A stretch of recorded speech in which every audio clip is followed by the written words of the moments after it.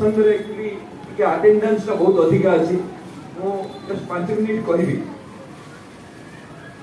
आमे समस्त जो बसचंदी ए सत्संग रे कोन हला कोनला ए सत्संग रे एक्चुअली जने वो पुत्र आ कन्या से मिसिकी बापांकर जन्मदिन सेलिब्रेट करछथि केमिति ना सत्संग दे ठाकुरंकर गुणगान करिके सत्संग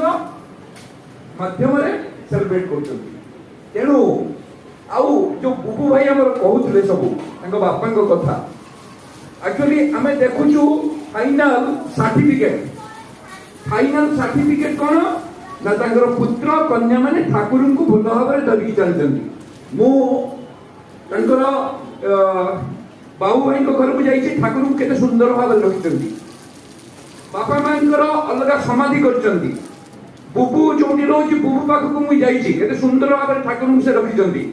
पाकी मां को घर को जाइछि रोनी मां को घर को जाइछि तापरे हमर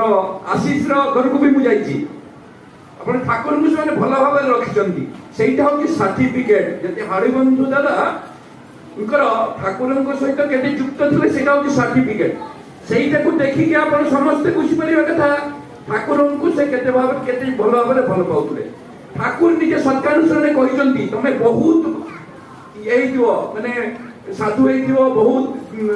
ठाकुर को भल पाउतो बहुत किछि करूतो जदि परिवार को जदि ठाकुर को मुखी न करो तमे किछि करिना जोटे कि हरिबंधु भाई सेटा करि कि देखैचंती तेनु आमे समस्त एठी ना निश्चित भाबरे सेही एबे तो हरिबंधु भाई नाहंती आमे समस्त ठाकुर को पाखर प्रार्थना करिबा तांकर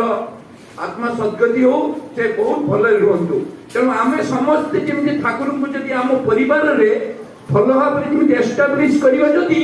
हमर आमे जेतरा नथिबा ना हमर गुणगान एई भलिया ही हबो तेनु आपण भाबंतु ठाकुर को धरिकी चलंतु निश्चित भाबरे आपण को नथिबे किंतु आपणकर गुणगान होउतबो আজি मोर पत्नी से तरे कहउतला कलम वाइट गोटे आज घरे गोटे दीक्षा देला परे ए ड्रेस पिंदिला बडे तो मते कहला बर्तमान माने ए ड्रेस ता पिंदिला को बढ़िया पूरा स्मार्ट देखा जाउछो ना एटा कि हम कहउची माने मु एबे अछि तो स्मार्ट होउची मृत्यु पर भी मु स्मार्ट थी जदि ठाकुर को भला भाबरे धरिबी मु निश्चित भाबरे बहुत भले रहिबे आजीवन मु एक्चुअली माने मोर मृत्यु होबनी मु अमर हेकि रहिबी सर्वशेष रे बहुत समय नै गली मो ठाकुर को पाखरे मोर प्रार्थना से जो आत्मार सद्गति पई मो ठाकुर को प्रार्थना करिबी आ तांकर जो पुत्र कन्या तांकर जो ग्रैंड चिल्ड्रेन से माने समस्त ठाकुर धरि केमिति चालंतु एटा मोर ठाकुर को पाखरे प्रार्थना जय गुरु।